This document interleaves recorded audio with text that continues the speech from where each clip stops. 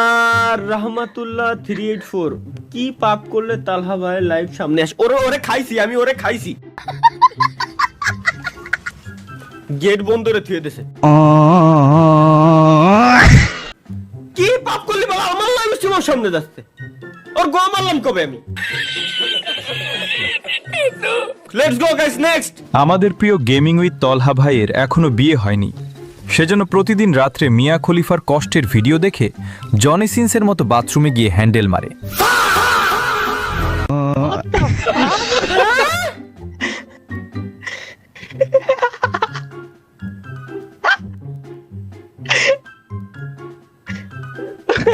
এখানেও কবি নীরব, এখানেও কবি নীরব।